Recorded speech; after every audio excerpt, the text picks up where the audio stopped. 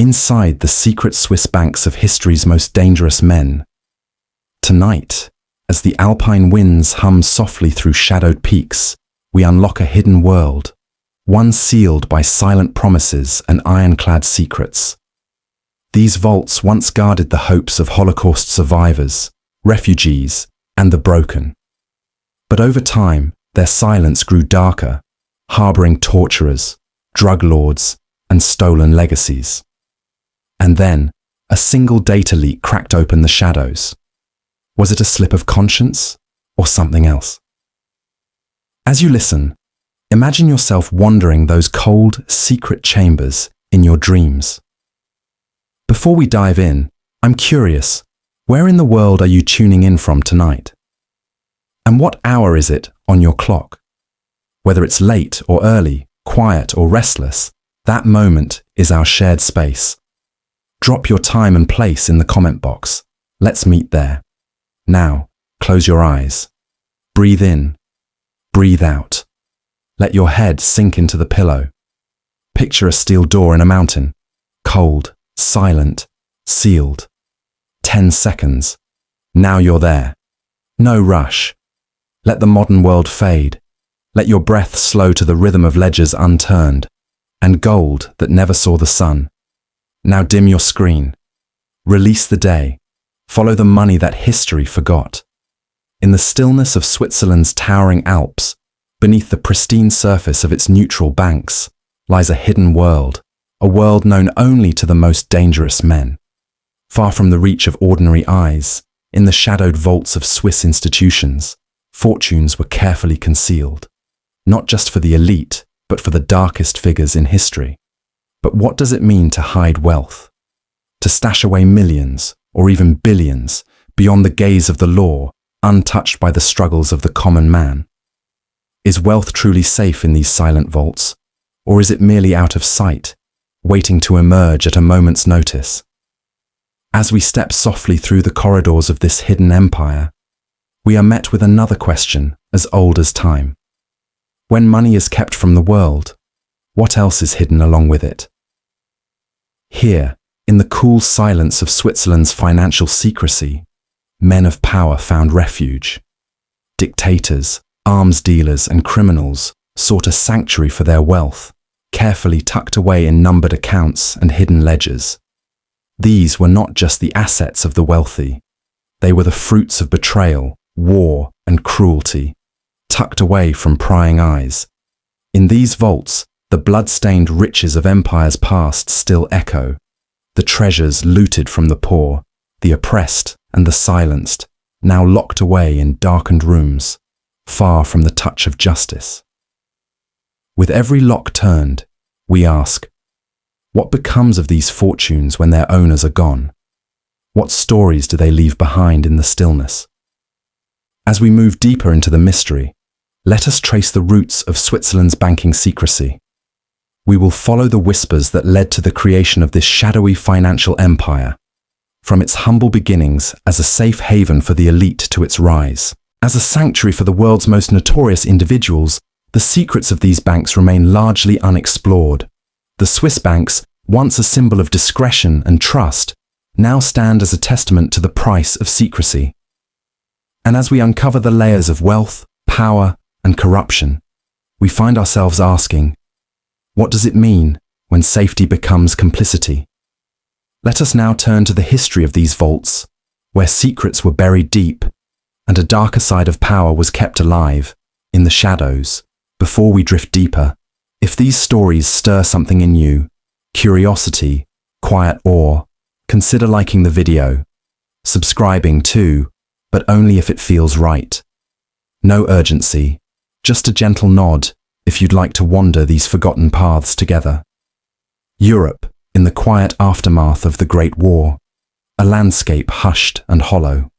Fields lay scarred, cities crumbled like ancient bones, and the trust between nations had dissolved like mist. Empires had fallen, leaving governments fragile, economies trembling on the edge, and the very weave of society frayed and thin. In this fragile, uncertain world, adrift in the chill night air, Switzerland stood apart. Nestled deep within the heart of the continent, Switzerland remained untouched, a cool stone in a river of fire. It had held its neutrality, a silent sentinel while the world raged. Calm and still, it watched the storm pass. Yet beneath that serene surface, in the deep mountain shadows, something else began to gather. In a world where trust was dust, Switzerland offered sanctuary. Here, the world's wealthiest and most shadowed men could tuck away their fortunes. It was more than mere peace. Switzerland offered the deepest safety for capital, a safety woven with threads of secrecy, a place where wealth could vanish from the prying eyes of a broken world. Governments could no longer be trusted, and institutions seemed frail. The wealthy sought something beyond stability now, the power to shield their gold from the surrounding chaos. And so, their gaze turned towards the cool, neutral valleys. In 1934, a quiet but profound shift solidified this role. The Swiss banking law was implemented, making it a crime for bankers to disclose their clients' names. This law, almost silent in its passage, became a cornerstone of history. It promised privacy, yes, but it built something deeper. A system where secrecy was the bedrock, the chill stone upon which Swiss banking rested. It offered protection, a deep vault for the most notorious. If you possessed wealth you wished to keep unseen, the Swiss banks held a place for you, dark and silent. It didn't matter who you were or the shadows from which your fortune emerged. If you could pay, Switzerland would grant your money sanctuary. The banks whispered a rare promise in that shattered, distrustful world, the promise of absolute silence. They evolved from mere service into a true refuge. Within this invisible fortress, the world's most dangerous men could store their power and continue to shape events across the globe, all without leaving a single, discernible trace. And later, as the deep thunder of a second war rolled across Europe, Switzerland's untouched neutrality became a priceless asset. Nations and individuals, seeking any harbor from the storm, looked to safeguard their wealth. Switzerland, serene amidst the devastation, remained the ideal hiding place. Its neutrality wasn't just political. It was a deep, cool financial stillness, a nightly calm where money could sleep undisturbed. As governments fell, armies marched, and the world descended into chaos, Switzerland's banks became a haven for capital. Wealth flowed into these banks, not just from the wealthy elite, but also from war-torn governments and powerful individuals seeking to protect their assets from seizure. Dictators, criminals, and political leaders, who had no choice but to flee or hide their riches, knew where to go. Switzerland's banks were the ultimate sanctuary.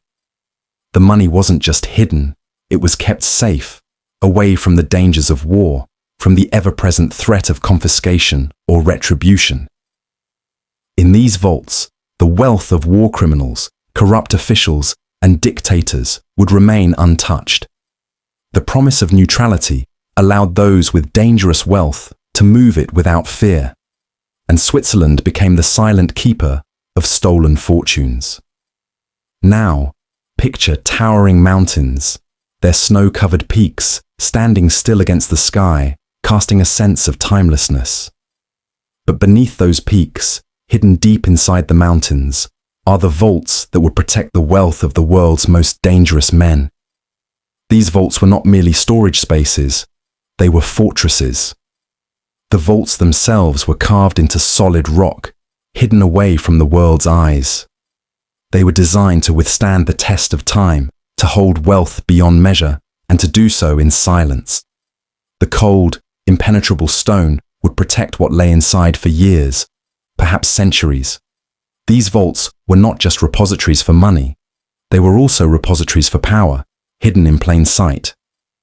Inside these vaults, the wealth wasn't just money, it was a symbol of control. These secretive spaces held more than just assets, they held the potential to change the course of history. The riches stored here weren't just figures on paper, they were tools for influence. The men who placed their wealth here did so, knowing they would be able to wield it in silence, beyond the reach of those who might seek to stop them. And so, these vaults remained, silently holding the power of the world's most dangerous men. As the wealth flowed into Switzerland's vaults, it brought with it an unspoken cost. While the banks promised privacy, they also allowed corruption and violence to thrive unchecked. The wealth hidden away in these vaults wasn't just accumulated through hard work or enterprise. It was the product of war, oppression, and crime. The promise of secrecy bred complicity. As more and more dangerous men turned to Swiss banks to protect their wealth, the system became intertwined with the very darkness it sought to hide. These banks didn't just protect the money of those with questionable motives. They allowed them to continue their operations with impunity. By remaining silent, Switzerland became complicit in the actions of those who sought refuge in its vaults. As the world looked away, the wealth inside Switzerland's banks continued to grow, untouched by law, unchallenged by morality. The wealth that was hidden here wasn't just about money, it was about power. It was about power, about the ability to shape the world from behind the scenes. And as this wealth accumulated, so too did the moral cost of protecting it. As we go deeper into this world of silence, we begin to see how this secrecy took root, and how the very foundation of Swiss banking became entangled with the dangerous individuals who sought shelter within it. Let us now turn to the stories of the men who came to these vaults, seeking not just safety, but a place where their dangerous legacies could remain hidden. The rise of Swiss banking, long ago, in the shadow of war.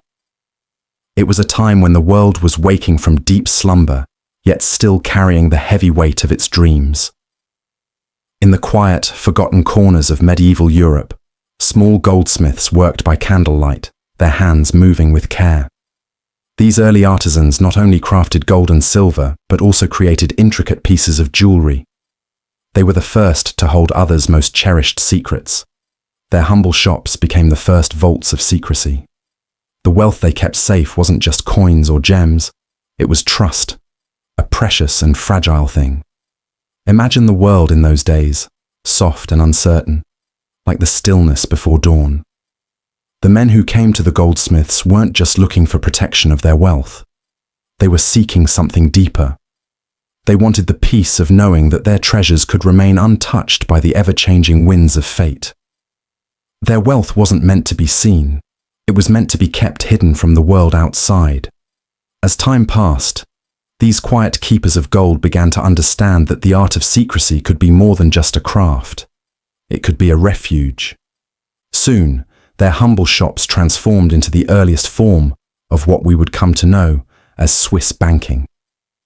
Vaults weren't simply made of stone, they were made of silence, and that silence would become the foundation of something far greater.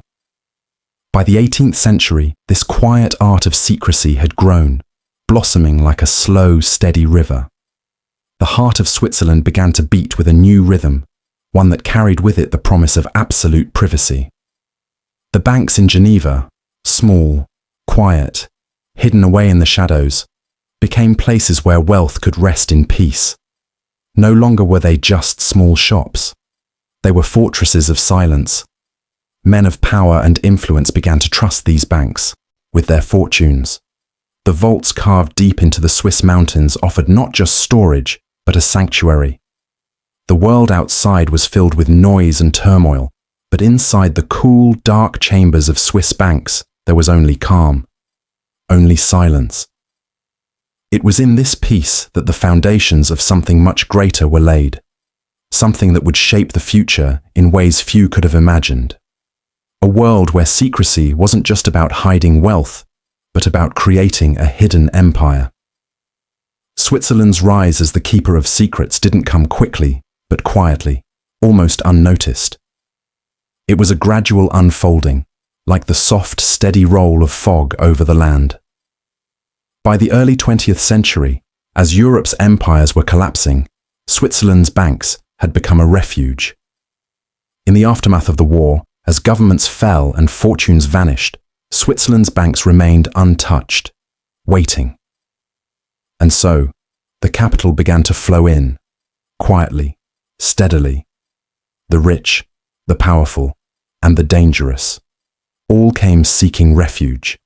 Their wealth, once exposed to the whims of war, was now safe behind layers of stone and secrecy. These men understood that Switzerland's banks offered something no other institution could: a promise that their wealth would remain invisible, out of reach of the turmoil of the outside world.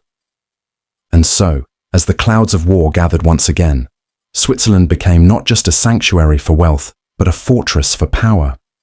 These vaults, carved into the mountainsides, were not merely places of storage. They were sacred spaces, holding not just money, but the power to change the world. The stone walls didn't just keep wealth hidden. They kept it safe, out of sight, from those who might seek to dismantle the world the wealthy had built. Inside these vaults, the world's most dangerous men could rest easy, knowing their treasures were untouchable, shielded from the chaos around them. The secrecy these banks offered wasn't just about privacy. It was about control. The men who trusted these banks with their wealth were also trusting them with their power. In the quiet vaults of Switzerland, the world's most dangerous men could shape their empires from the shadows without fear of exposure. It was a system built on trust, but also built on something else: the quiet understanding that some things, once hidden, could never be brought back into the light. But as we sleep here, in the soft silence of these vaults, we begin to understand that secrecy, though peaceful, comes at a cost. The wealth hidden here wasn't always earned, to be honest. It wasn't always wealth that was meant to stay hidden. The men who came to these vaults often did not come to protect their hard-earned fortunes, but to shield the fruits of corruption, violence, and betrayal. And so, the silence, though calm, took on a darker quality. The secrecy that once offered protection now began to shelter not just wealth, but complicity. For in the cool, quiet chambers of Swiss banks, a dangerous truth was unfolding.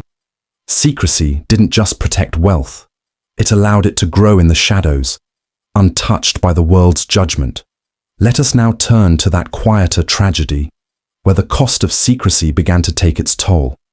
Now, in the mid-1930s, a time when whispers carried weight, and the shadows of war began to stretch across Europe. The quiet hum of the Swiss Alps seemed as peaceful as always, yet beneath the stillness, tension was rising. The world's leaders, once divided by borders, now found themselves entwined in a web of fear and suspicion. Switzerland, long known for its peaceful neutrality, stood on the edge of an uncertain future. The rise of Nazi Germany, with its vast network of spies and influence, cast a dark shadow over Europe. Every day, the fear of espionage crept closer, a quiet threat lurking in the background. The Germans, with their ruthless determination, weren't just preparing for war. They were preparing to infiltrate every corner of the world they could reach. As their power grew, so did their reach. And for Switzerland, a nation that had always stood apart from the world's conflicts, this new reality meant one thing: change. In the cool, crisp air of 1934, Switzerland's government, sensing the growing storm, passed a law that would forever alter the course of its financial history. The Banking Act of 1934 made it illegal for Swiss banks to reveal the identities of their clients. At first glance, this appeared to be another piece of financial regulation.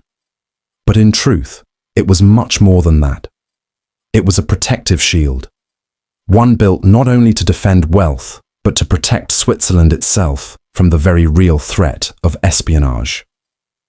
The law's purpose wasn't solely to ensure privacy. It was to safeguard the neutrality of the Swiss banking system. With the Nazis expanding their reach, no one could be sure who might come knocking, asking to see the secrets stored within those quiet vaults. Switzerland, knowing that danger was close, had to make a choice.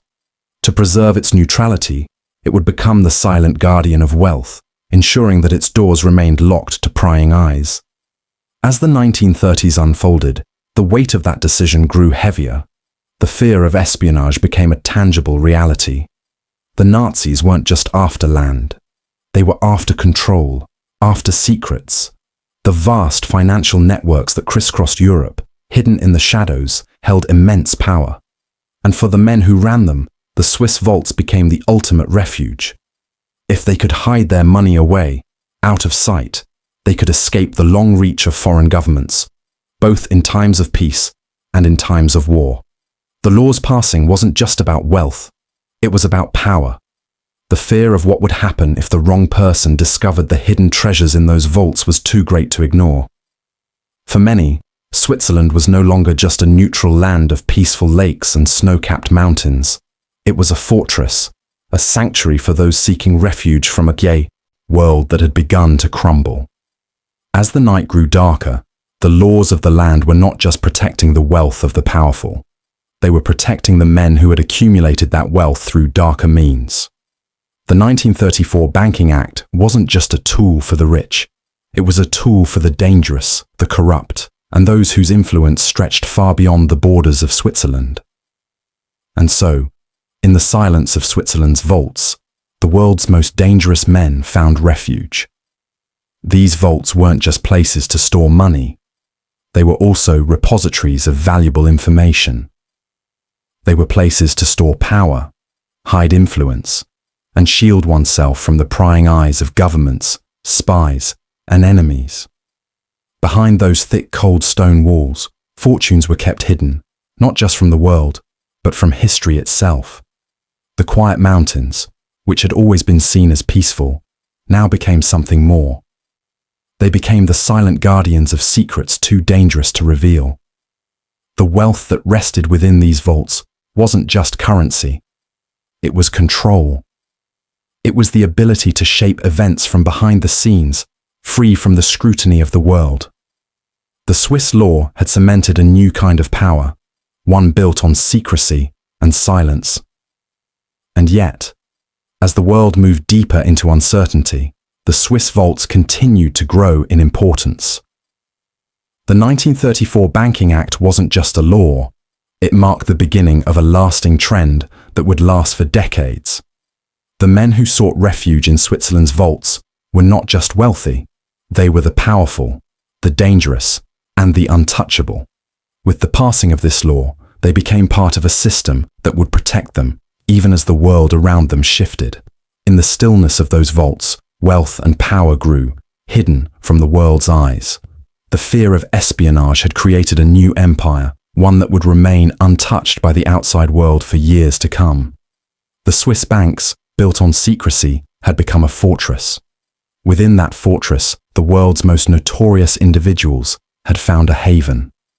As the cool breezes whisper through the mountains, we find ourselves wondering, what else remains hidden in those quiet, impenetrable vaults? What secrets did they hold, and what power did they protect? As the night darkens and cool breezes stir, let us now turn to a quieter story. Switzerland, nestled in the heart of Europe, had long been a place of quiet refuge. Its snow-capped mountains, its winding rivers, and its secluded valleys had always offered peace. But as the world slowly woke from the ashes of the Second World War, Switzerland's role began to shift in subtle yet profound ways. With the rise of the Cold War, Switzerland, ever neutral, would become something more than just a sanctuary for the world's wealth. It would become a quiet sanctuary for the wealth of the world's most dangerous men. In the hushed shadows of the 1950s and 1960s, as the Cold War deepened, both the CIA and the KGB sought refuge in Switzerland's well-guarded vaults. The world was now divided, a delicate balance of power hanging by a thread. While superpowers stood in constant opposition, their intelligence services, once adversaries, shared one common goal: the pursuit of discretion.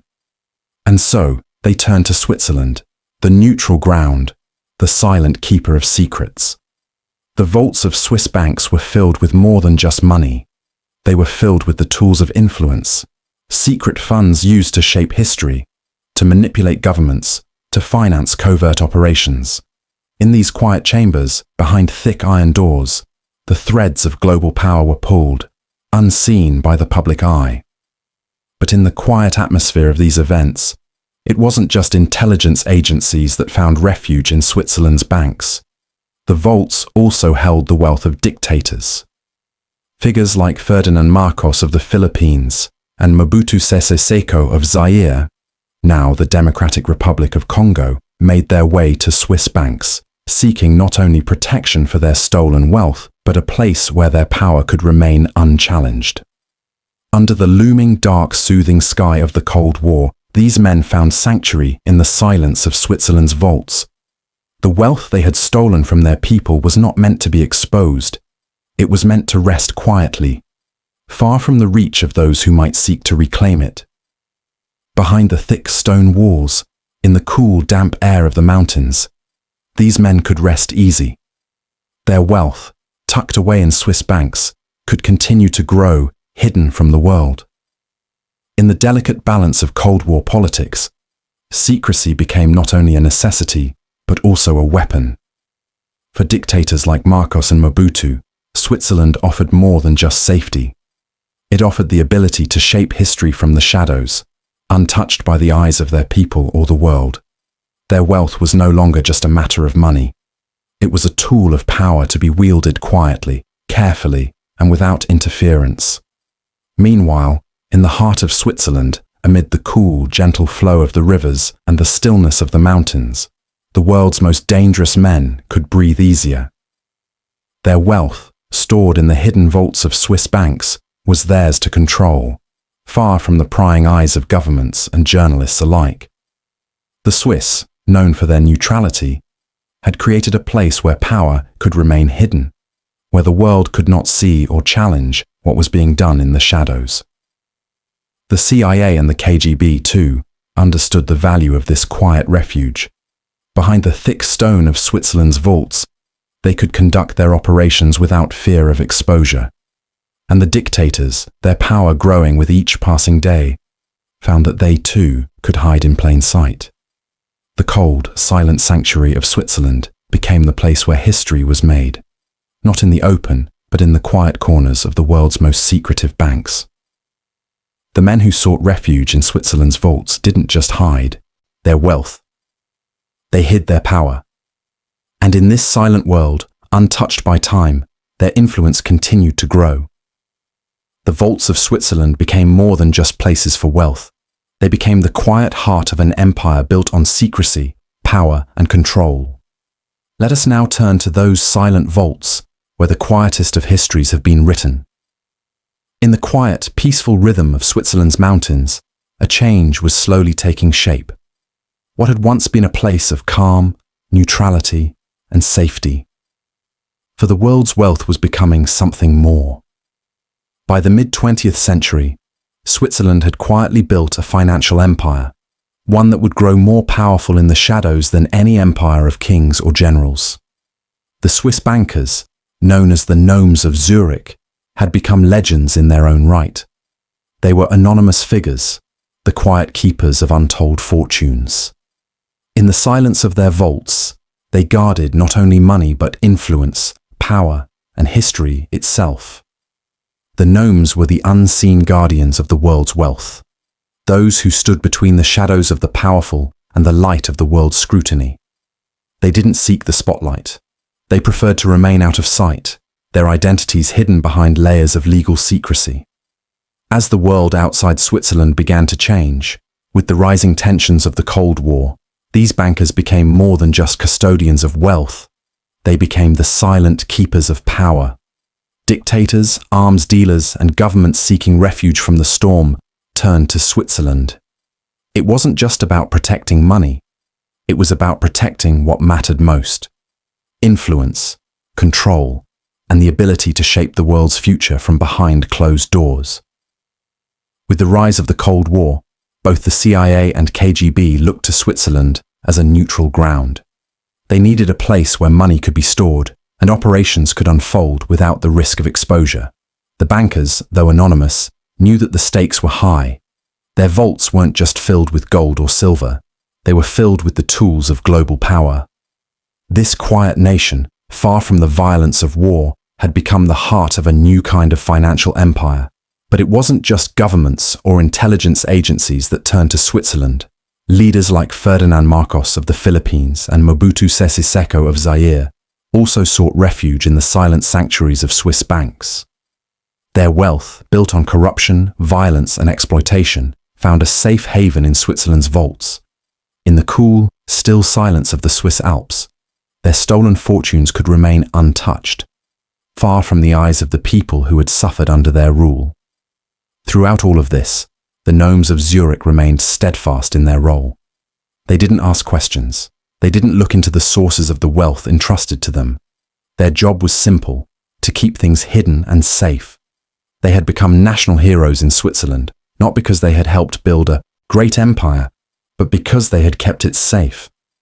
The wealth of the world's most notorious individuals was concealed behind the quiet, impenetrable walls of Switzerland's financial system. And the gnomes, though invisible, were the architects of that protection. In the cool, silent chambers of Swiss banks, the wealth of dictators and governments lay untouched, sheltered from the chaos of the world outside. The gnomes of Zurich had become more than just bankers. They had become the quiet custodians of power. Behind those thick, silent vault doors, the threads of history were woven, not in the light of day, but in the shadow of secrecy. As the night darkens and cool breezes stir, we gently move into the quiet world of secrecy. In the heart of Switzerland, beneath the stillness of the mountains, a new way of protecting wealth quietly took shape. It wasn't just about money, it was about something much deeper. A subtle power, carefully protected, grew within these hidden vaults. With each passing year, the architecture of secrecy solidified, becoming the silent guardian of immense fortunes. The numbered accounts, simple yet profound, became the backbone of this empire. Each number is a shadow in a world of light. A name was not needed. No identity was tied to the wealth. The numbers were enough, a whisper of something far more powerful than what was visible. These accounts stood as a barrier, shielding wealth from the outside world. There was no trace, no footprint, nothing to lead back to those who had entrusted their secrets to the banks of Switzerland. As the eyelids grew heavy, the fear of discovery began to shape the way Swiss banks operated. It wasn't just about protecting money. It was about keeping everything hidden. The world outside was no longer just uncertain. It was also unpredictable. It was dangerous. Governments and powerful figures understood that to survive, they needed to keep their dealings out of sight and out of mind.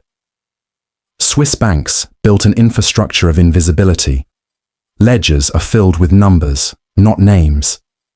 Each record was encrypted, wrapped in layers of code that even the most skilled eyes could not penetrate. The wealth held within those pages was not just money. It was the power to influence the course of events from behind the scenes. The Swiss, ever watchful, had perfected the art of remaining unseen. As nights passed, the silence of these vaults grew deeper, more impenetrable. The numbered accounts, once an innovative tool, became the epitome of secrecy itself. Wealth flowed in from all corners of the earth into these silent chambers. Dictators, businessmen, and criminals alike knew that here, in Switzerland's cool, quiet vaults, their secrets would remain untouched. No questions asked. No one would ever know. Each number on a ledger, each encrypted file, held something far more valuable than money. It was protection. It was a time of peace in a world where chaos reigned. It was a promise that the world outside could never reach into the vaults, could never see what was hidden away. Behind these locked doors, the world's most dangerous men could rest easy, knowing that their wealth and power were safe, sealed in silence. And so, the architecture of secrecy grew stronger and more complex as the world outside shifted and turned. The men who sought refuge in Switzerland's vaults knew that here, in this still, silent place, they could remain hidden. And as the years went on, Switzerland's reputation for protecting the secrets of the world's most powerful grew, quietly, softly, beneath the shadows of its mountains. In a gentle hush of the morning, Switzerland stood, calm and unchanged. A country is known for its neutrality, for its mountains, for its peace.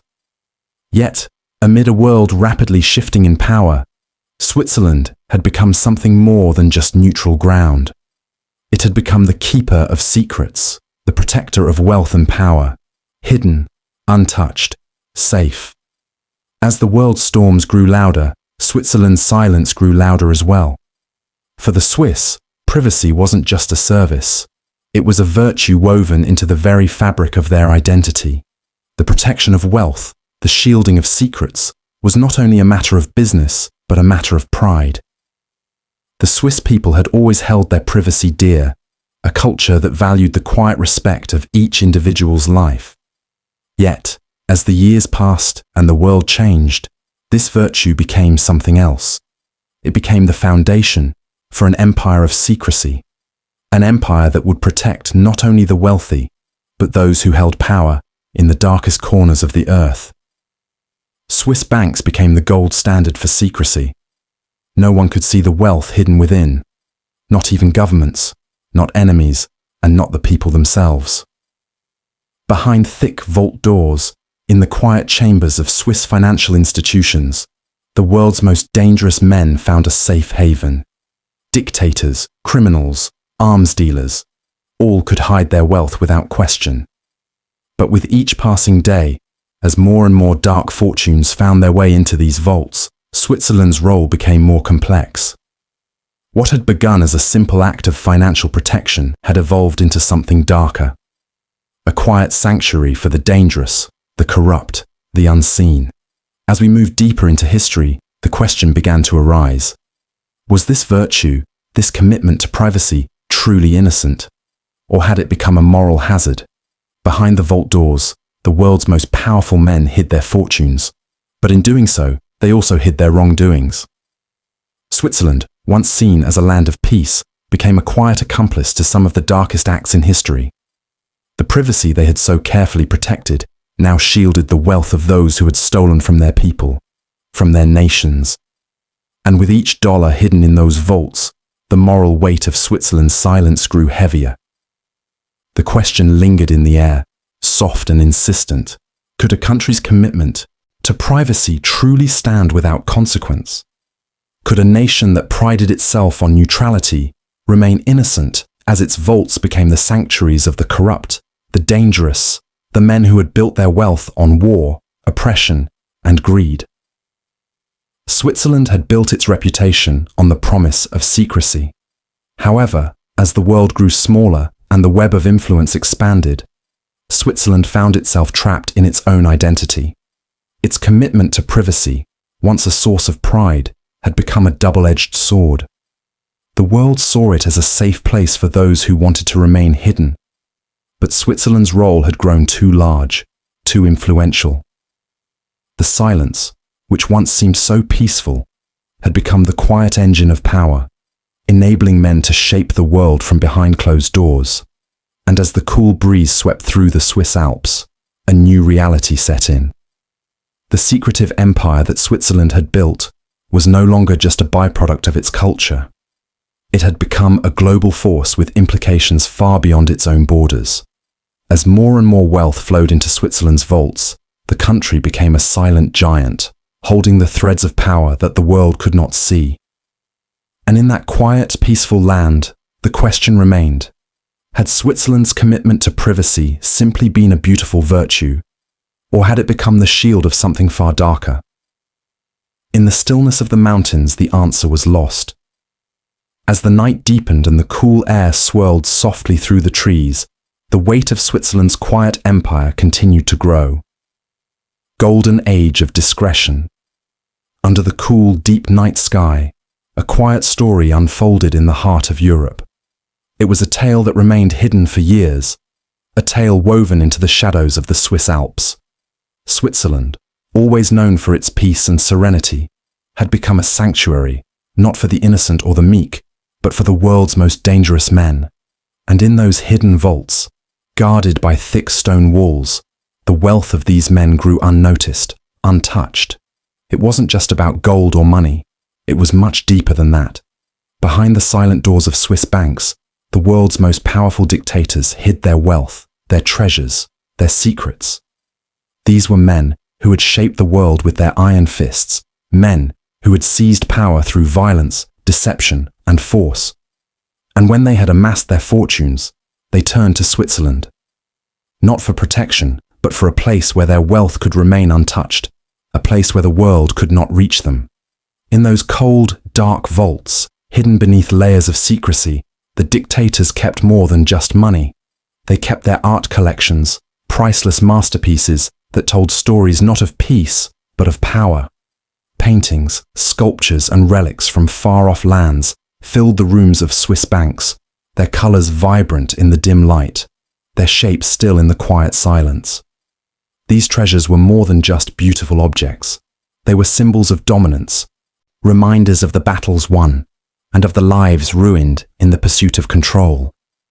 Each painting, each artifact, was a token of the ruler's unchallenged reign, their dominance over the world, now sealed away in the cold vaults of Switzerland. As the night deepens, the stillness in these vaults grows, and so does the weight of their contents. Blood diamonds too found their home in these same vaults, quietly resting among the other riches. These were diamonds born of war from regions torn apart by conflict, where the cries of the oppressed were drowned out by the sound of money exchanging hands. These diamonds, so beautiful yet so tainted, represented the worst of human nature.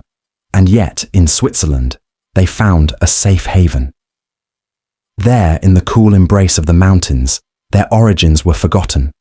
They were just jewels, sparkling in the dark, free from the weight of the blood that had been spilled to mine them. The men who owned these diamonds, who traded them in secret, knew that their wealth could never be exposed. They knew that no one would ever find them, not in the deep, protected vaults of Switzerland, where no questions were asked. The vaults were not just secure, they were a place where history could be erased, where the past could be buried beneath layers of secrecy. And as the world slept, the wealth of these men continued to grow, safely tucked away, unseen by the world's eyes. Swiss bankers, though silent in their work, had become the silent architects of this empire. Behind closed doors, behind encrypted ledgers and numbered accounts, they created a sanctuary for the world's wealthiest and often most notorious individuals. They didn't ask questions, they didn't inquire about the sources of the wealth, they simply kept it safe. The men who filled their vaults knew that, as long as Switzerland's banks kept their secrets, their fortunes would remain hidden, their power undisturbed. For Switzerland, this became a way of life.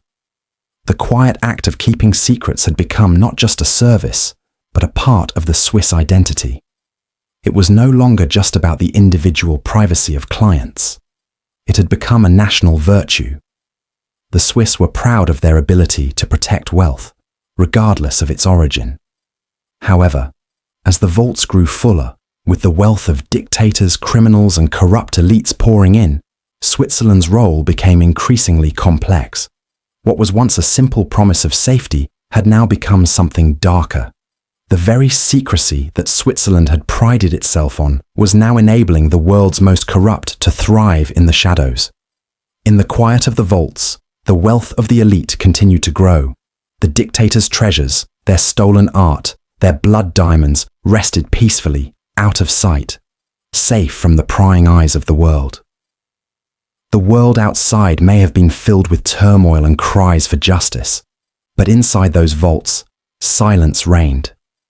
And as the world turned, as empires rose and fell, the wealth of these hidden men remained untouched, safe in the cool embrace of Switzerland's vaults. In those vaults, time stood still. The art, the jewels, the gold, they were not just commodities. They were symbols of an empire built on secrecy, a quiet empire that the world would never truly understand. Each vault, each numbered account, and each encrypted ledger was a part of a much larger story. A story of power, wealth, and influence hidden behind layers of silence. And as the night deepened, those secrets grew deeper still, tucked away in the mountains, where no one could disturb them. As the cool wind whispers through the mountains, the silent empire continues to grow, unseen, untouched. The treasures remain in their hiding place, away from the world's prying eyes. Here, in the cool stillness of the Swiss mountains, a quiet system was at work, one that required no words, no questions, just silent understanding. Behind thick vault doors, hidden from the world, the wealth of the world's most dangerous men grew quietly, untouched by the chaos outside. Swiss bankers, the keepers of these secrets, followed a simple rule: don't ask, don't tell. This was the unspoken mantra that guided their every action. When wealth arrived, whether from a dictator, a businessman, or a criminal, the story behind it was never questioned. There were no investigations, no prying eyes. There was simply the wealth and the bank's commitment to keeping it safe.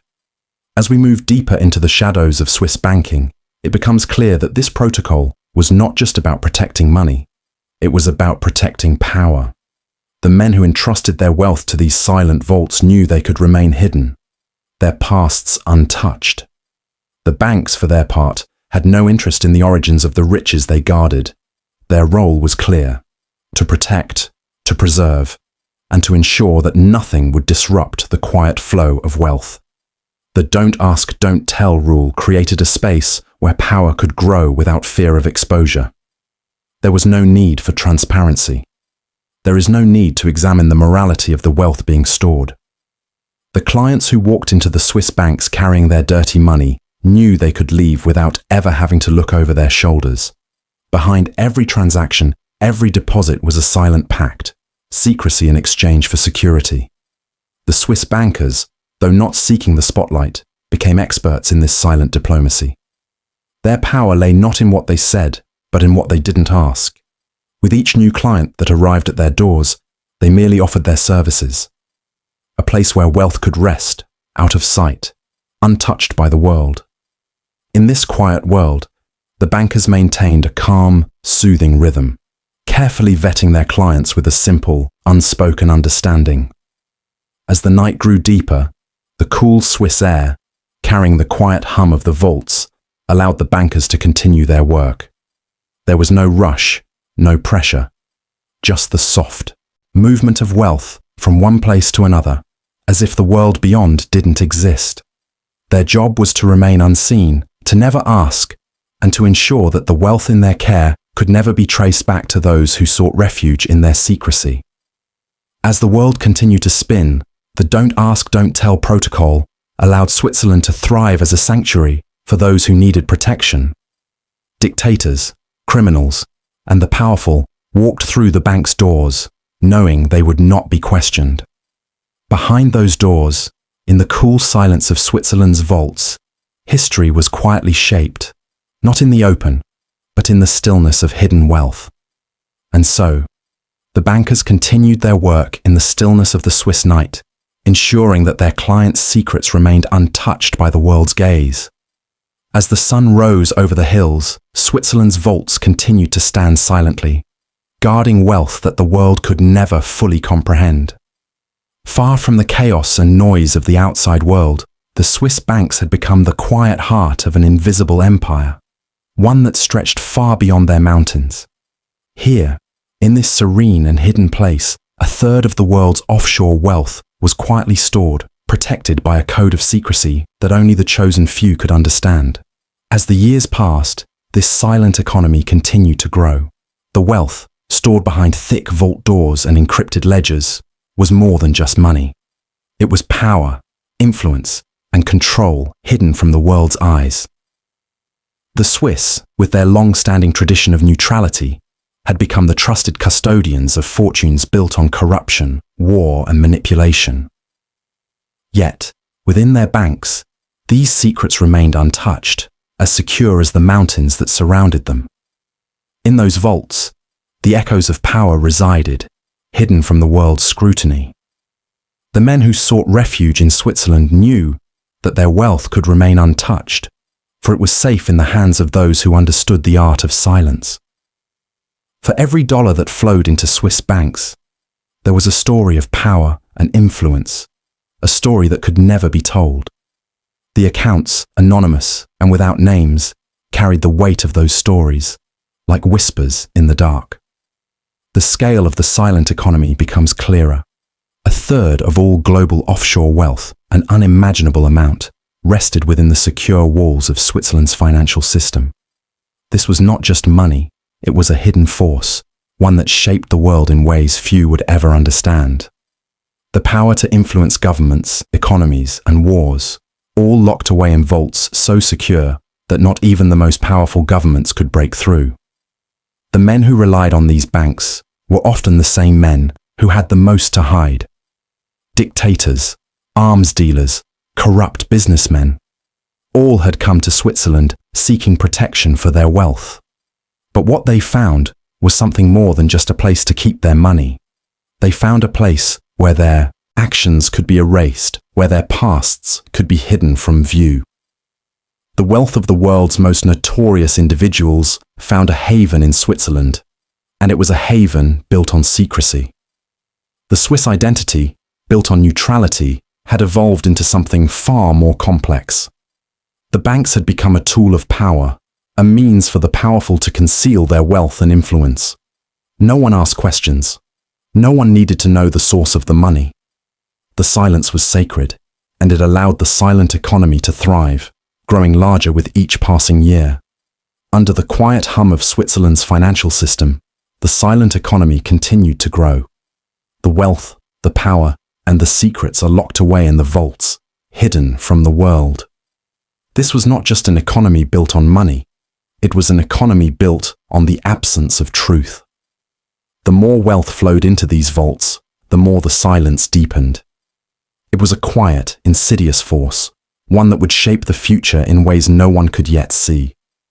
As the night deepened, the silent empire of Swiss banking continued to thrive, unscathed by the world's gaze. There, in the cool shadows of the mountains, the world's wealth remained hidden, its story untold. The silent economy of Switzerland had become a world of its own, an empire built not on force, but on secrecy, one that would continue to shape the balance of power for generations to come. As the night deepens and the cool breeze whispers through the trees, the silent empire of Swiss banking grows stronger. Here, in the stillness of its vaults, the tools of evasion quietly operate, spinning their web in the shadows. They are hidden, unseen by the outside world, but they are ever present, working to protect the wealth that the world's most powerful men have hidden from sight. The Swiss banking system, with its strict protocols of secrecy, became a haven for many hidden fortunes. Shell companies were one of the most common tools used to evade the watchful eyes of governments and tax authorities. These companies, like ghosts in the night, existed only on paper. They held no true identity, no clear connection to the men who controlled them. Their purpose was simple: to disguise ownership, to create a buffer between the wealth and its owner. Under the shadow of secrecy, they thrived, silent protectors of ill-gotten riches. Deep in the labyrinth of secrecy, we find the bearer shares, another key tool in this hidden world. These shares, like anonymous pieces of paper, represented ownership of vast fortunes. There was no name on them, no public record of who held them. The bearer of the share was the rightful owner.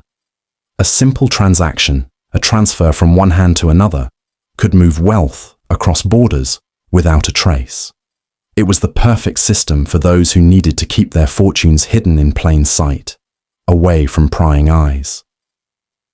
These shares were the silent vehicles of wealth.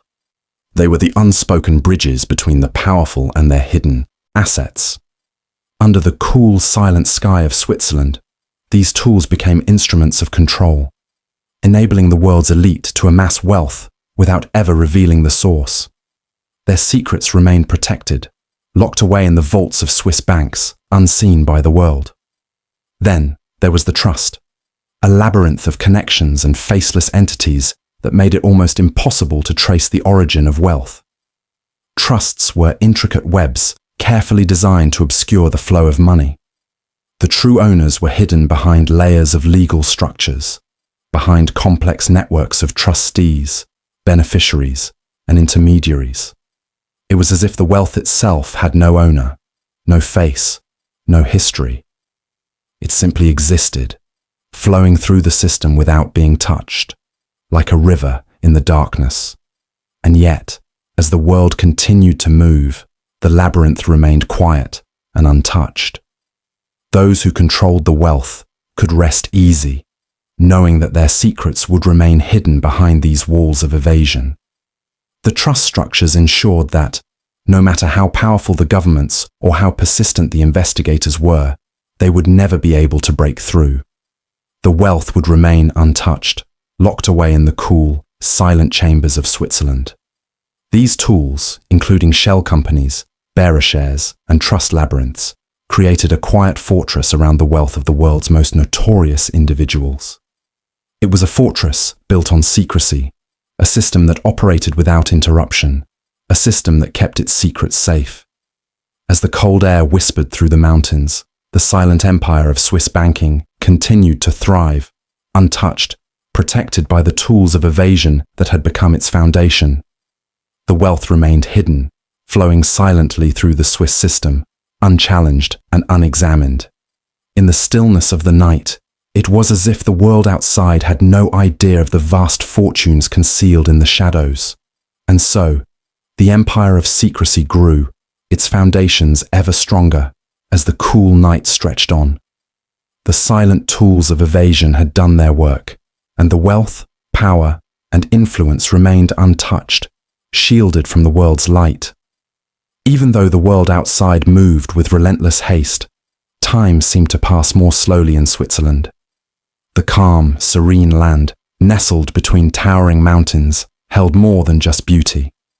It cradled the quietest of secrets, the wealth of kings, dictators, and men with more power than the world knew. Swiss banks, those vaults of discretion, held these riches under the soft embrace of secrecy. Over time, these vaults evolved into more than just financial institutions. They became symbols of untouchability, even immortality. Under the dark, soothing sky, the myth began to take root. A myth of infallibility. A myth that the wealth stored behind the towering bank doors would never see the light of day. The Swiss banks were no longer just a place to store wealth. They became untouchable and unreachable.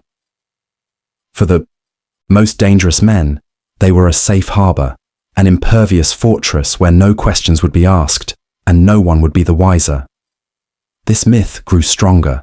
Films like James Bond, where the suave and mysterious agents found themselves brushing shoulders with the world's most dangerous men, painted Swiss banks in a certain light.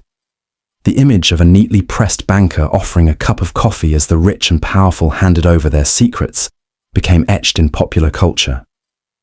In those films, Swiss banks weren't just a part of the plot. They were the ultimate symbol of discretion and security. But this was not just fiction. It was reality wrapped in layers of secrecy. Swiss banks became virtually untouchable in a way that no other institution has ever been. They were, in essence, hidden in plain sight, as immovable and unshakable as the mountains themselves. They were the sanctuary for those who could afford to keep their secrets safe, whether they were dictators, arms dealers, or the architects of world-changing events. Beneath this smooth, sleepy surface, the reality was far more complex. The Swiss banking system, long known for its neutrality, had transformed into something far more strategic. Wealth did not merely sit in these banks. It moved silently, growing, accumulating, shielded from view. The wealth of men like Mobutu Sese Seko and Ferdinand Marcos, and countless others who ruled with an iron fist, found a home here, tucked away in accounts that bore no names, only numbers. As the world darkened with each passing day, the myth of these banks grew. They became synonymous with untouchability. The rich and powerful believed that their secrets, no matter how dark, could stay hidden here forever. Their wealth could stay beyond the reach of their enemies, untouched by the prying eyes of governments and law enforcement. The mountains of Switzerland stood as silent witnesses to the stories of power, corruption, and wealth that swirled within. And so, the myth of the Swiss bank continued to grow. It became more than just a place to store money. It became an emblem of untouchable power. Silent, soothing, and secure, it cradled the wealth of the world's most dangerous men as if it were a secret whispered in the dark. As the night deepens, the cool breeze flows softly over the banks of Lake Geneva. There, beneath the gentle moonlight, the vaults continue to guard their secrets. The Swiss banking system, with all its quiet and hidden power, remains a symbol of safety and discretion. And in the stillness of the night, the myth endures. Untouchable, unyielding. Just as the mountains stand against the test of time, so too do the secrets within these vaults. In the silence of night, the quiet truth lingers. Secrecy comes at a cost. While Swiss vaults hold treasures beyond counting, a shadow stretches across faraway lands. The wealth hidden in these silent fortresses whispers stories of dreams deferred, of communities left wanting. Tax evasion, cloaked beneath layers of discretion, quietly starves democracies of the lifeblood they need to grow and thrive. According to OCCRP investigations, nearly 1/3 of the global offshore wealth is held in Swiss banks. This vast, silent reservoir belongs to the powerful and the privileged. Among them are those who have found ways to slip past the watchful eyes of the world. The true price of such secrecy is paid by ordinary people, the farmers, teachers, nurses, and children, whose schools, hospitals, and roads crumble due to a lack of funds. Let us now turn to a quieter tragedy. In countries across the globe, from the lush fields of Africa to the bustling streets of Latin America, governments struggle to provide the basic services that many take for granted. The reason is whispered in the cold halls of Swiss banking institutions. Money that could have lifted communities from poverty is instead locked away, hidden behind layers of confidentiality and silent ledgers. The United Nations estimates that tax evasion and illicit financial flows drain hundreds of billions of dollars from developing countries every year. These are resources that could build schools, feed families, and heal the sick. The story is not only one of loss, but also of complicity. Swiss banks, renowned for their discretion, have long attracted individuals seeking to shield their wealth from scrutiny. The 1934 banking law, crafted in a different era, enshrined secrecy as a core value. Over decades, it became a haven, not just for honest savers, but also for dictators, criminals, and corrupt elites. Names like Mobutu Sese Seko, Ferdinand Marcos, and other infamous rulers echo through the records. Their fortunes, often amassed through suffering and exploitation, found sanctuary in the vaults beneath the Alps. As the night darkens and cool breezes whisper through the Alpine valleys, we reflect on this uneasy balance. The Swiss commitment to privacy is a cultural value deeply ingrained in national identity, but it has become a double-edged sword, enabling moral hazards on a global scale. The silence that protects private wealth also shields the stolen and ill-gotten gains that undermine justice and democracy elsewhere.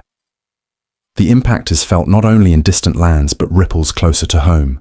Tax evasion erodes the very foundations of trust between governments and their citizens. When the powerful evade their share, inequality deepens. The social fabric weakens, and the promise of democracy fades beneath the weight of unspoken debts. In this quiet hour, as eyelids grow heavy, the question lingers. How many children go hungry because a fortune lies hidden? How many clinics close because funds are frozen behind secret accounts? The silence of Swiss banks speaks volumes, not in words, but in the absence of hope. And yet, within this stillness, there is a stirring. Whispers of reform and calls for transparency rise softly, like the first light breaking over the mountains. International efforts aim to pierce the veil of secrecy. Agreements on information sharing, global tax cooperation, and crackdowns on illicit flows seek to restore balance. Still, the road ahead is long and winding, much like the snowy paths threading through the Alps. The golden age of discretion now faces a reckoning. a slow unraveling of shadows cast over centuries. The cracks in the vault. As the cold nights passed, a somber truth slowly surfaced. One whispered in hushed tones amid the calm of Swiss vaults. The 1990s brought with them a revelation that was as quiet as it was unsettling: the Holocaust assets scandal.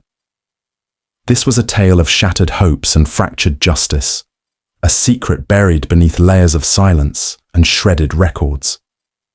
As we move deeper into history, the world learns that countless accounts belonging to Holocaust victims had been locked away in Swiss banks.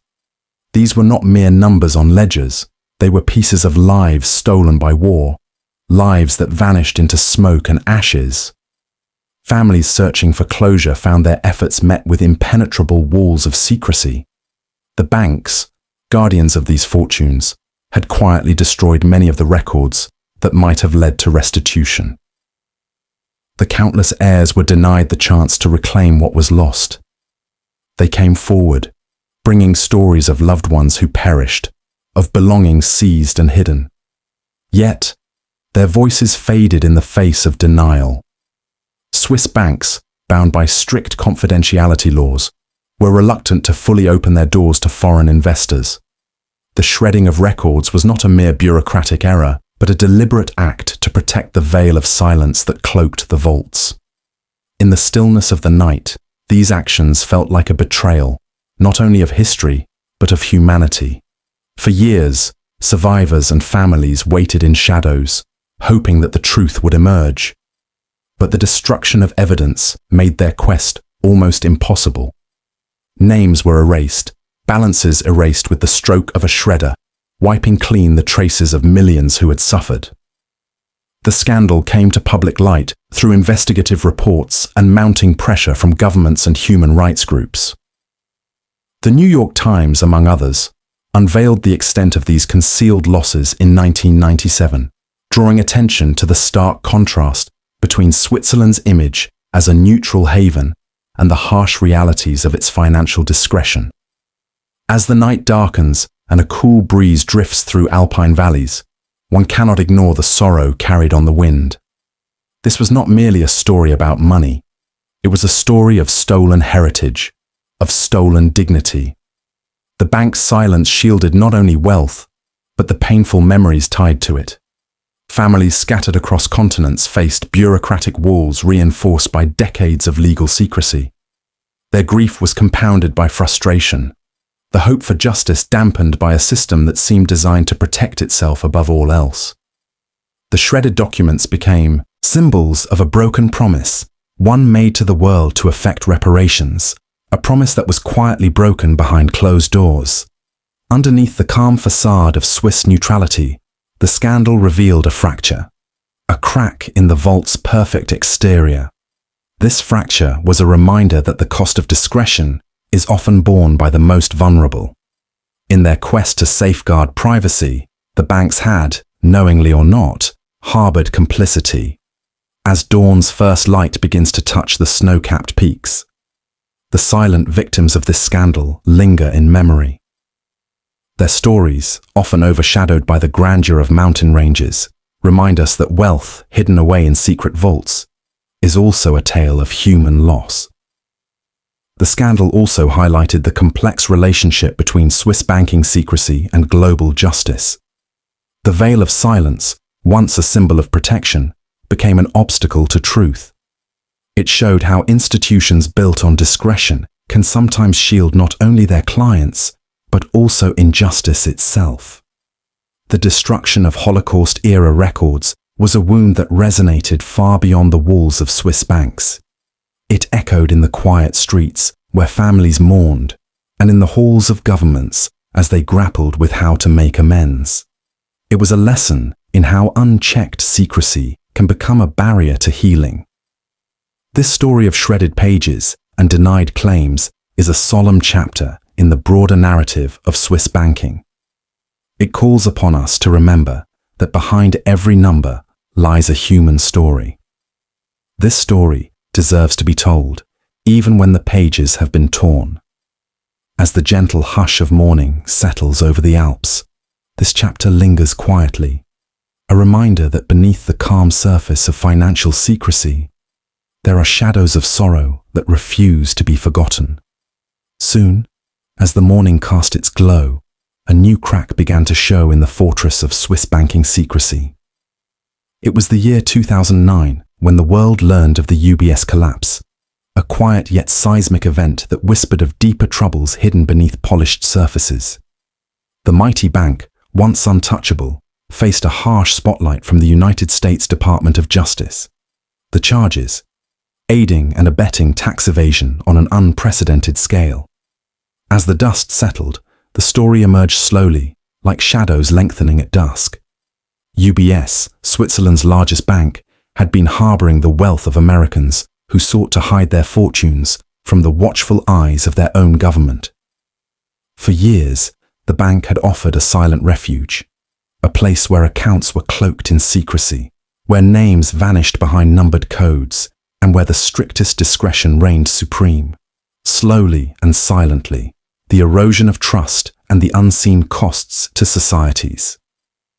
The Justice Department's investigation revealed that UBS had actively assisted clients in concealing billions of dollars, thereby enabling tax evasion that deprived governments of much-needed funds.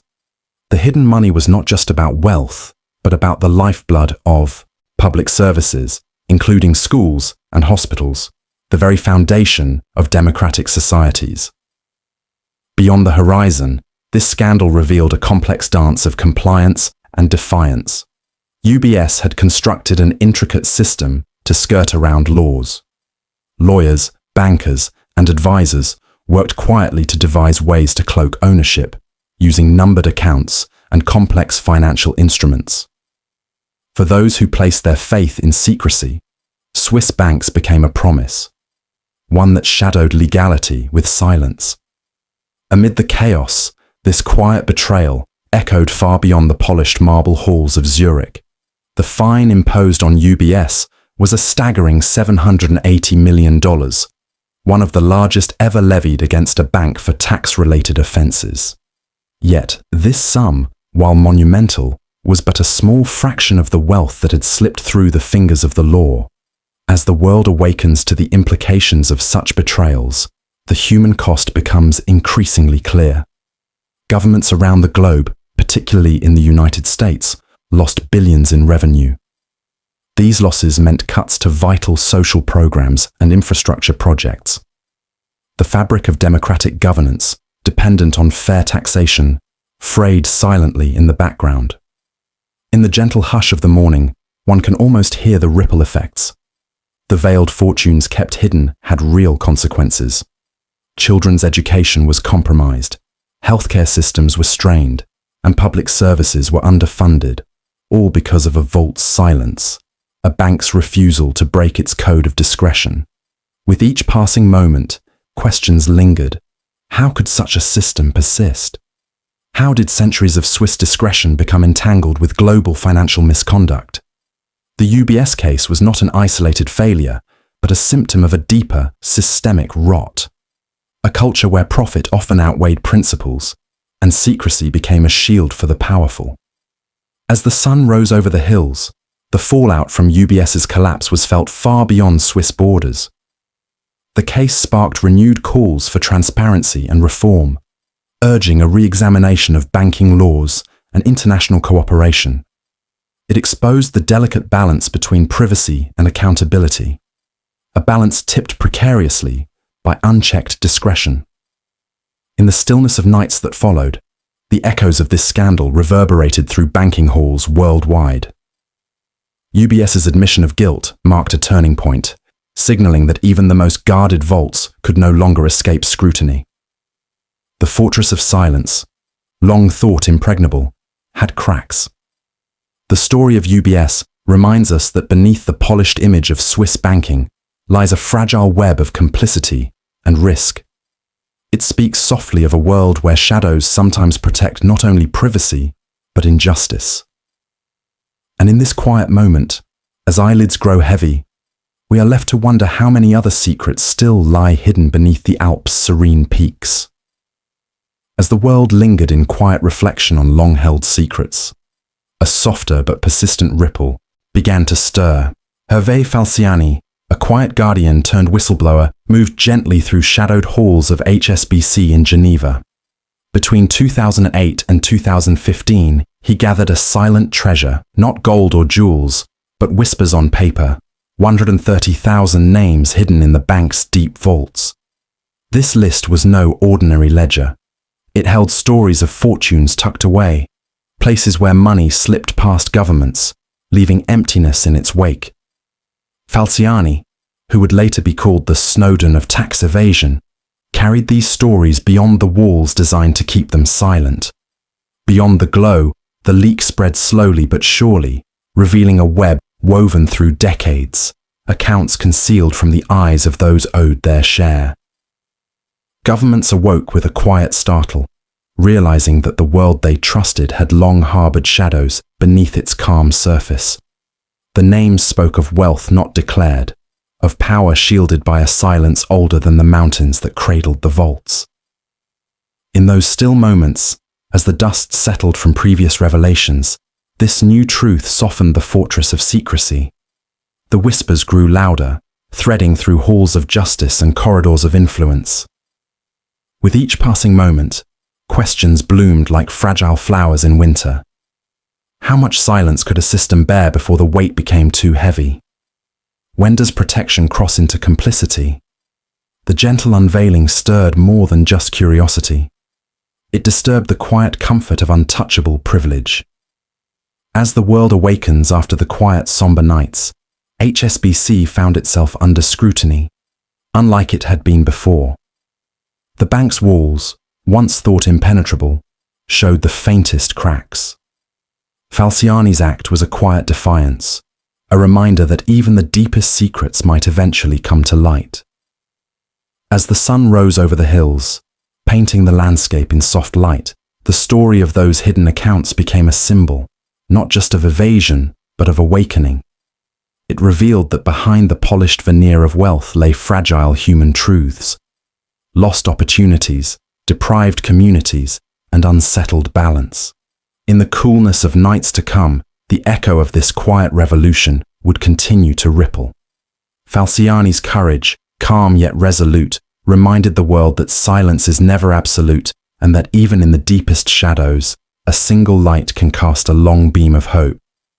And so, as the world slowly turns its gaze toward transparency, the vaults remain, a little less silent, a little less secure.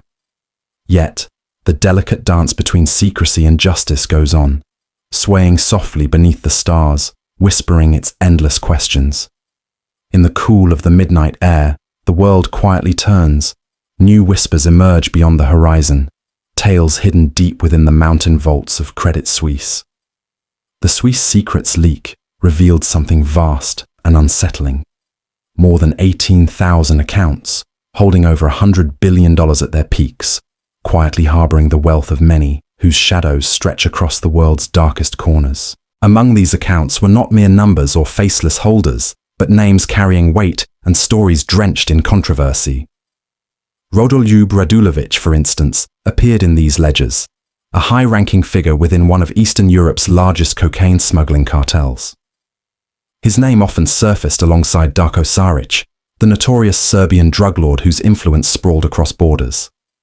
Despite Radulovic's long history of financial scandals in the United States, Credit Suisse opened accounts for him.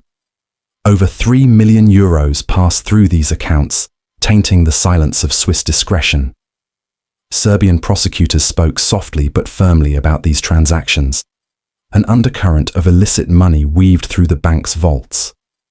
Elsewhere, the data uncovered the presence of Eduard Seidel. A name may be less well known globally, but it holds significant local meaning.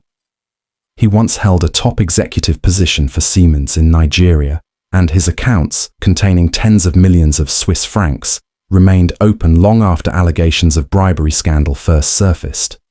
For nearly a decade, these accounts quietly persisted, undisturbed by the public uproar outside Swiss borders. How much longer could the whispers remain unheard?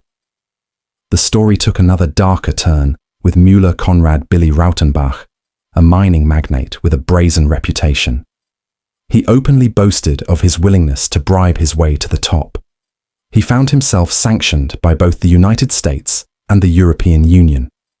Even the United Nations cast a wary eye on him, accusing him of overseeing corrupt mining deals deep within the Democratic Republic of Congo. Yet, despite such warnings and sanctions, Credit Suisse counted him among its clients, allowing high-value accounts to flourish within its secretive ledgers.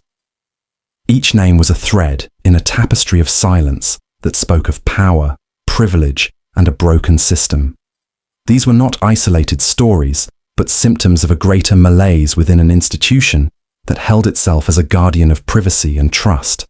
Credit Suisse had promised reform and accountability over decades, but these promises echoed hollowly against the shadows in their vaults. With each passing moment, the pattern became clearer. These accounts, often tied to corruption, criminality, or sanctioned regimes, had been nurtured and preserved. Journalists found that the bank's due diligence department, armed with publicly available information, had access to the knowledge needed to question such clients. Yet time and again, these red flags were overlooked or perhaps silently ignored. Graham Barrow, a financial crime specialist, expressed a quiet truth. Everyone should have some access to the banking system, but what you should never be able to do is use that system to legitimize wealth acquired through corruption. As the sun rose over the distant hills of Geneva, casting its soft glow on an institution cloaked in decades of secrecy, the question lingered. How could such a global bank allow its vaults to become havens for stolen and laundered funds? What price had been paid in the shadows where money flowed unchecked? Credit Suisse was not alone in its failures, but the scale of its failures was staggering. Over the last 20 years, it had been embroiled in more than a dozen major scandals, each a quiet echo of corruption, tax evasion, and money laundering. Fines and settlements followed. Promises of stricter controls and reforms whispered in corridors. Still, the scandals persisted like a low, unyielding hum. The bank paid dearly in money, but spared its leaders from consequences. The fines, no matter how large, often amounted to little more than the cost of doing business. Accountability, in its truest sense, remained elusive. Beyond the dust settling on boardroom tables and courtrooms, the world saw only fragments of what lay beneath.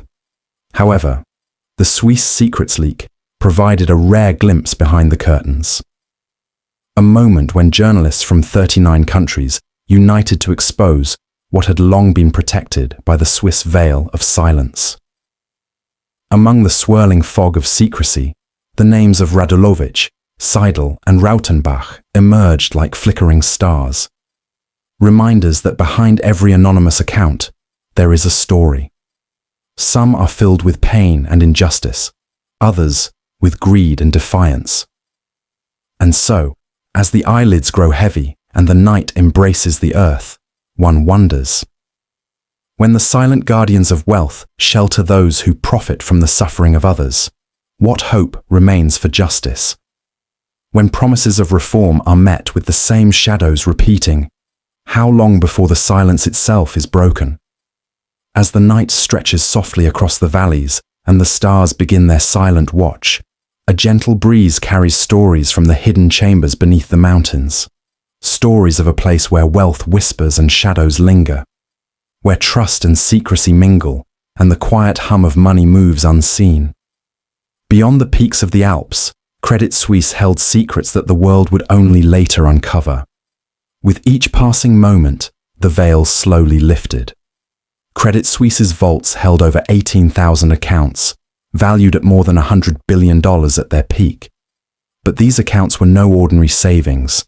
They belonged to the restless, the powerful, the dark-hearted. Among them, names quietly floated on the cold Swiss air.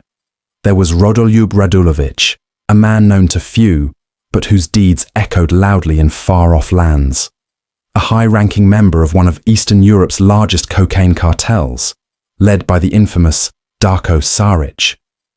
Despite a past riddled with scandal and suspicion, Radulovic's money found refuge in Switzerland's silence. He laundered millions, hidden away behind walls few dared to breach. Not far in this tale was Edward Seidel, once a respected executive for Siemens in Nigeria.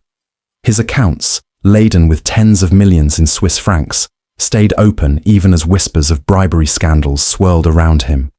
The bank's doors remained unlocked, as if the scandals could not touch the marble halls. And then there was Müller Konrad Billy Rautenbach, a mining magnate who boasted openly of bribery. Sanctioned by both the United States and the European Union, he carried the weight of warnings from the United Nations about corrupt deals in the Democratic Republic of Congo. Yet, his accounts were nestled safely within Credit Suisse, untouched and undisturbed. As the moon glided across the night sky, it seemed to watch silently over this hidden dance, a system where rules are bent like soft willows in the wind. Compliance, they called it. But it was more theatre than truth. High-risk clients were not pushed away. No, they were welcomed and treated not as dangers, but as sources of wealth. A peculiar kind of hospitality, where profits trumped prudence and shadows found a home. Beyond the quiet hills, the story stretched wider still. Hervé Falciani, once an insider at HSBC's Swiss branch, took a different path. He gathered secrets, thousands upon thousands of names, and with a steady hand, leaked what many thought would remain forever locked away. His courage shed light on dark corners, exposing how tax evasion had long found a comfortable home in Swiss banks. But bravery is often a heavy burden. Falciani's whistleblowing cost him dearly. Switzerland, the very land of secrecy, sought to silence him. Charged with breaking banking laws, he slipped into exile, a ghost wandering the world, far from the silent vaults he once knew. In the gentle hush of the morning, as the world slowly wakes, the tale remains.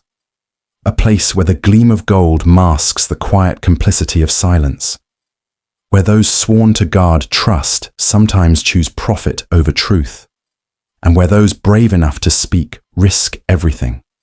Legacy, loss, or haunting aftermath.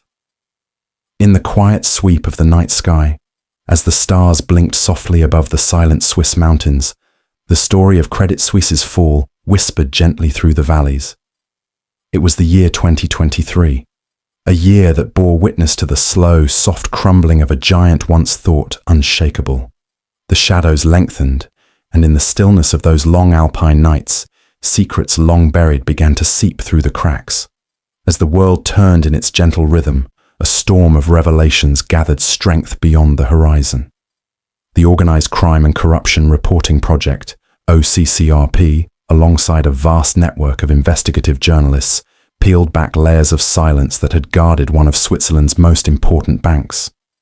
The veil was lifted to reveal a trove of hidden accounts, numbering over 18,000, which had harbored more than $100 billion at their peak.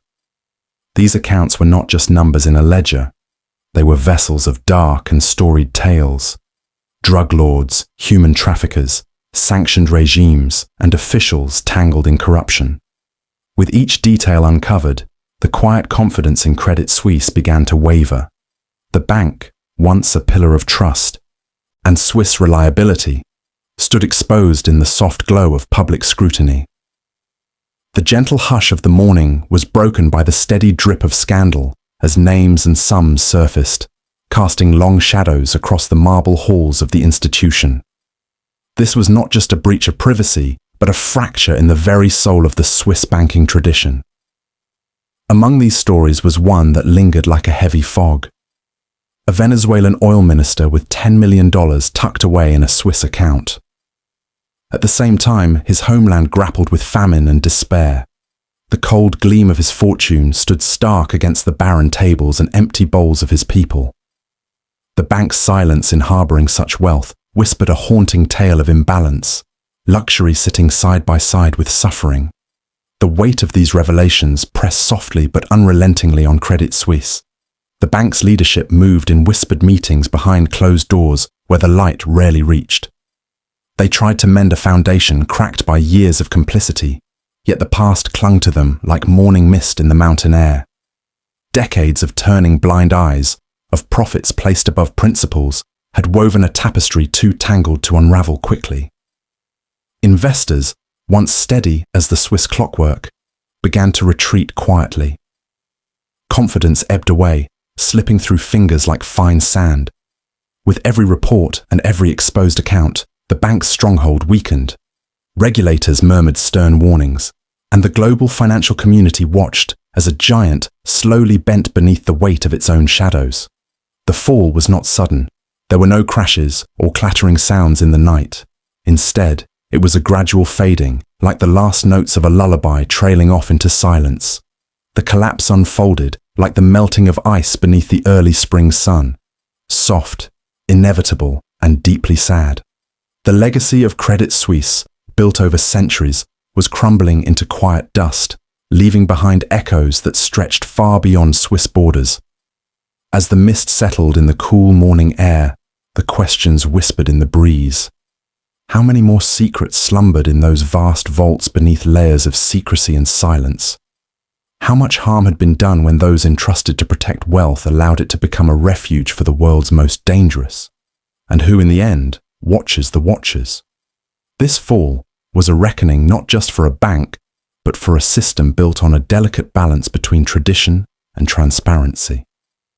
Swiss banking secrecy had long been a fortress carved into mountains as solid as stone, yet even stone can wear thin.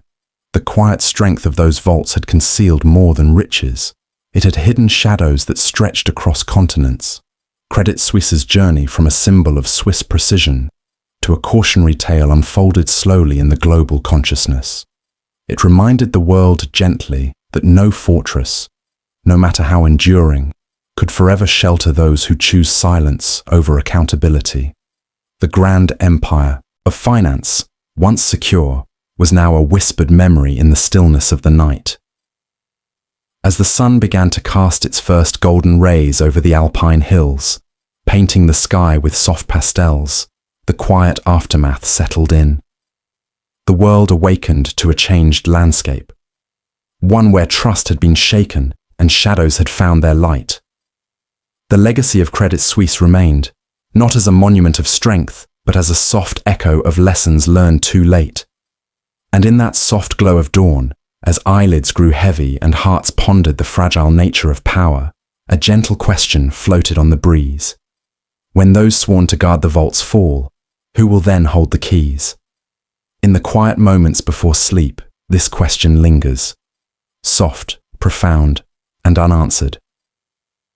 The story of Credit Suisse's fall is a cautionary tale sung beneath the snowy peaks, reminding us all that silence, no matter how deep, can never hide the truth forever. Beyond the horizon of tradition, the quiet fortress of Swiss banking began to shift. In the gentle hush of the morning, the firm ground beneath centuries of secrecy showed signs of eroding. The Financial Action Task Force, known simply as FATF, had been quietly working to unravel the tangled webs that once shielded shadowed fortunes. Since its founding in 1989, this global watchdog has been calling for stricter rules, urging nations like Switzerland to lift their veils of silence. With each passing moment, Switzerland's cherished secrecy faced new challenges. The country, once proud of its ironclad banking privacy, found itself opening shutters that had been long kept closed. Automatic data sharing became the new quiet order. The Common Reporting Standard, introduced in 2014 and adopted by more than 100 countries, gently nudged Swiss banks to exchange financial information with tax authorities worldwide. This shift was not sudden, but like the slow dance of dusk fading into night, it was steady and persistent. Still the shadows clung stubbornly. Beneath the surface, the old ways lingered. Softly, stubbornly, like the last echo of a lullaby fading into silence. Switzerland adapted, yet the challenge remained immense. For decades, its vaults had held treasures, some innocent, some steeped in darkness. The laws that once protected privacy now wavered between safeguarding freedom and enabling misdeeds. As the sun rose over the hills, warming the frost that had gathered on ancient ledgers, a deeper, darker truth emerged. According to the OCCRP, an astonishing $32 trillion remains hidden worldwide. This staggering sum, nearly impossible to imagine, lies quietly in offshore accounts, far from the eyes of those who might seek to hold it accountable. It is a sum that dwarfs the economies of many nations, a river of silent wealth flowing beneath the world's surface. This hidden fortune is not without consequence. It quietly fuels conflicts and wars, unseen but deeply felt. Armies march and weapons fire, often financed by money, concealed within secretive banks. The world spins slowly on its axis, while vast sums remain locked away, shielded by layers of complexity and silence. The victims of these hidden wars, their stories untold, drift in the shadows of these transactions. The notion of justice seems distant. The world struggles to catch up with the silent forces shaping its fate. The efforts of international bodies like FATF, while earnest, face limits in the face of entrenched secrecy and vast wealth. Enforcement becomes a delicate balancing act, a dance where the steps are slow and the outcome uncertain. Switzerland's transformation, though profound, is incomplete. The country wrestles with its identity. A heritage built on discretion is now challenged by the need for transparency. The mountains, once silent witnesses to secrecy, now reflect the tension between past and future. As the morning casts its glow across the alpine peaks, the question lingers softly. How much has truly changed? With each step forward, a whisper of the old world remains. The web of hidden wealth is vast, intricate, and persistent. The $32 trillion in unrecovered wealth is a haunting presence, a reminder that even in the age of information, some secrets persist in refusing to fade away. And so, as the world awakens and the day unfolds, the legacy of Swiss banking secrecy settles like a quiet mist. It is a story of slow erosion, of gradual illumination. The dance between concealment and disclosure continues, softly, endlessly, like the turning of the seasons. A lullaby of contrasts, where the promise of reform hums beneath the heavy silence of what remains hidden. In this gentle twilight, as the eyes close and thoughts drift, the world wonders quietly. In the pursuit of shining light, how long will the shadows linger? Under the lingering twilight of a fading empire, Switzerland found itself at a quiet crossroads. For centuries, the Swiss identity had been closely tied to secrecy, an unyielding promise wrapped in the shadows of the mountains and the hush of vaults carved deep beneath the Alps. However, as the years passed, that identity began to waver, caught between the weight of tradition and the growing demand for transparency. The very essence of Swiss banking secrecy, once revered and protected by the 1934 banking law, became a fragile relic. By 2009, whispers in the wind hinted at a change stirred by mounting global pressure. Countries and watchdogs, led by bodies such as the Financial Action Task Force, nudged Switzerland toward greater openness. But this was no simple shift. It was a slow, uneasy dance between holding on to pride and conceding to a new world. The 2009 Reuters report captured the quiet tension. Swiss officials and citizens grappled with a paradox. The cherished right to privacy, a cornerstone of Swiss values, now found itself at odds with the need to prevent money laundering and tax evasion. The old ways, once seen as protective shields, increasingly resembled walls that concealed injustice and corruption. As the sun cast its soft glow over Lake Geneva in the morning, debates simmered within Swiss chambers. Some clung to the belief that secrecy was a human right, a bastion against intrusive governments and prying eyes. Others urged transparency, warning that the shadows once sheltering honest clients now cradled the wealth of criminals, dictators, and thieves. This conflict was not just about banking. It was a question of national conscience, of what Switzerland stood for in the new century. The New York Times noted that this struggle resonated throughout Swiss society, affecting politics, law, and even daily life. The mountain peaks, silent and eternal, bore witness to a nation at a moral crossroads, caught between yesterday's shadows and tomorrow's light. While Switzerland grappled with its soul, other parts of the world quietly emerged as new sanctuaries for hidden wealth. Dubai and Singapore, with their gleaming towers and rapid growth, began to cast long shadows over Swiss dominance. According to Q Wealth reports, these cities offered not only luxurious living, but also financial havens where confidentiality and discretion bloomed with new vigor. Dubai, with its deserts shimmering under starlit skies, became a magnet for those seeking refuge from scrutiny. Its promise of privacy mingled with opulence, a place where fortunes flowed with fewer questions asked.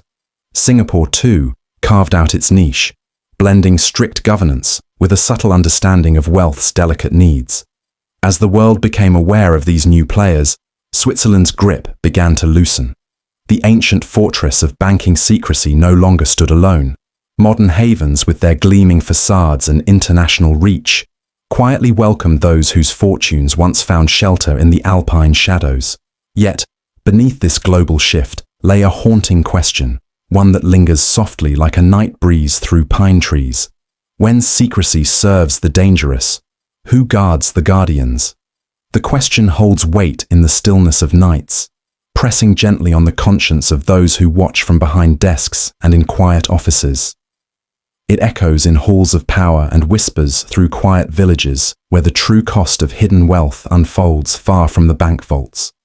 Swiss banks once promised sanctuary and neutrality, a place untouched by politics and turmoil. But as the dust settles, it becomes clear that the walls meant to protect have also concealed, shielding not only the innocent, but also the complicit. With each passing moment, the legacy of secrecy challenges us all. It asks if the price of privacy is too high, if the shadows we protect breed dangers we can no longer control. And as the eyelids continue to grow heavy, as the night embraces the earth in a soft, dark blanket, the story lingers, settling into dreams and quiet thoughts. The question remains, when secrecy serves the dangerous, who guards the guardians?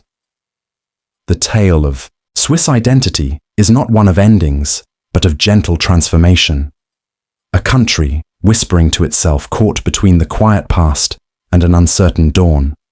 The legacy lives on, softly echoing through the valleys and across the world's shifting landscapes. Modern connections. As the world awakens to new shadows and cool shifting landscapes, the old silence finds fresh soil. The earth beneath shifts quietly, a murmur beneath the stillness of night. A long story continues, threaded softly through time. In 2022, the Organized Crime and Corruption Reporting Project revealed a great tremor beneath the surface of global finance. Over 38,000 Credit Suisse accounts, spanning decades from the last century, came into view. These accounts held more than $100 billion, spread gently across over 180 countries like scattered stars in a hidden sky. Among these scattered fortunes were not just numbers, but silent stories. Elites in distant lands kept their wealth in shadow. The Egyptian regime's darkest figures, known for their cruelty, their names once lost in secrecy, now traced softly in the light. And arms dealers from Yemen, cloaked beneath the dust of war, found their fortunes quietly exposed. These stories are heavy with silence, where power met concealment. The impact was immediate, a gentle but unrelenting wave that shook Credit Suisse to its core. Confidence slipped like sand through fingers. Each day, nearly $3 billion slipped quietly from the bank's hold, like water retreating from the shore. By 2023, the storm's edge had forced a rescue, as UBS stepped forward to prevent the fragile system from breaking apart. Beyond Swiss borders, a global reckoning began. Oligarchs' riches, tied to the flames of conflict in Ukraine, found themselves frozen, caught in the stillness of new laws. The European Union stirred with investigations, questioning Swiss banks' long-held silence and the dance of shadows many now called complicity theatre. And through it all, the figure of Hervé Falciani, stands quietly. The whistleblower, whose courage shattered a vault of secrecy. Exiled from his homeland, pursued by the unseen threads of Interpol, he carried a heavy truth few wished to see. Even so, the wealth uncovered yielded only a small trace recovered, less than 2%. A sign that secrecy still holds fast, wrapped in layers that refuse to unravel easily. As the old fortresses of secrecy falter, new bastions arise in their place. Dubai's golden towers now reach toward the sky, sheltering shadows with programs that grant passage and protection to the wealthy few. Its golden visa schemes and anonymous real estate companies offer a refuge beneath desert stars, echoing Swiss traditions, but in warmer sands. Far across the seas, Singapore has woven its own fabric of secrecy. Trust laws protect the fortunes of the new elite, with billions guarded behind veils of corporate opacity. Here, wealth finds a safe harbor far from curious eyes, blending into the city's polished streets and quiet harbors. And then there is the digital realm, unseen yet vast. Cryptocurrencies rise like ghostly flames, intangible and elusive. Coins such as Monero and Zcash cloak transactions in shadows, preserving privacy where old laws cannot reach. Offshore crypto banks, nestled on islands like the Seychelles, have become the modern mountain vaults, invisible yet impenetrable. Farther beyond the desert sands and bustling Asian ports, the Caribbean islands hum softly in the night. Here, among turquoise waves and swaying palms, another sanctuary of silence thrives. Tiny nations, dotted like jewels across the sea, offer shelter to fortunes seeking refuge. Their laws, gentle and accommodating, open doors to anonymous companies and trust structures, welcoming wealth with a whispered invitation. In places like the British Virgin Islands, the Cayman Islands, and Bermuda, shells and trusts drift quietly in the financial currents. These islands have become the calm harbors for many seeking to hide assets beneath layers of corporate mist. Wealth from across the globe, sometimes clean, sometimes shadowed, finds rest here, far from prying eyes, in a dance of privacy as old as the sea itself. The Caribbean's role is subtle but vast. It is the whispered next chapter of a story that began in the Alps but now unfolds across continents and oceans. Like the Swiss vaults, the Caribbean's allure is the promise of invisibility wrapped in legality. It is a place where the tradition of secrecy blends with the modern world's demand for sanctuary. And so, the chain lengthens, the quiet passageway extends. The Caribbean joins Dubai and Singapore, the digital shadows and mountain fortresses, in an unbroken chain of secrecy. Each link is a refuge, a hiding place, a shadow within shadows. Artificial intelligence now weaves new patterns in this dance of concealment. Algorithms shuffle money through decentralized finance platforms, or DeFi, masking trails in complex code. The evasion grows quieter, harder to trace, moving like a silent stream beneath the surface. Despite these shifts and transformations, one truth remains as steady as the stars above the Alps. Wherever power seeks shadows, the architects of secrecy follow. In this age of endless light, darkness adapts swiftly, always a step ahead, reshaping itself to survive. The world watches this unbroken chain of concealment stretch far and wide, from ancient mountain vaults to shining city towers, and into the intangible glow of digital realms. The story continues. Beneath the looming dark and soothing sky, silence hums between these places, connecting the past to the present. The cycle turns quietly, like a whispered lullaby for a world that never fully sleeps. So here, in the stillness of nights, as the eyelids grow heavy and breath slow, the question softly lingers. When secrecy serves the dangerous, who guards the guardians? And as the gentle hush of the morning descends, the answer remains hidden, waiting patiently beneath the surface, unseen but never gone. Closing reflection, falling asleep to this cool tale that journeys one into the dreamy islands, we trace the echoes of an empire once thought unbreakable. From alpine fortresses to global reckoning, a kingdom built on silence and shadows. This is a tale that hums gently in the stillness, a whisper of what was and what lingers still. As the dust settles on broken trusts, we find ourselves reflecting on promises made and promises broken. Swiss banks, once hailed as sanctuaries of privacy and security, revealed their hidden role in history's darkest chapters. Beneath their marble halls and mountain vaults, secrets grew not only in weight but also in consequence. These walls, which promised safety, instead sheltered shadows, the fortunes of those whose hands shaped suffering and silence alike. With each passing moment, the truth softens but does not fade. The quiet revelations from the Swiss secrets leak, and the stories unveiled by Hervé Falciani remind us of the cost borne not just by nations, but by those brave enough to shine light into the abyss. Falciani's exile and pursuit by global forces paint a lonely picture, a testament to the human price paid when confronting powerful silence. Beyond the horizon, we wonder, what price do we pay for privacy? When the pursuit of secrecy becomes a pact to protect the dangerous, what happens to the conscience of those who guard it? This question drifts like a gentle breeze, carrying the weight of a world caught between shadows and light.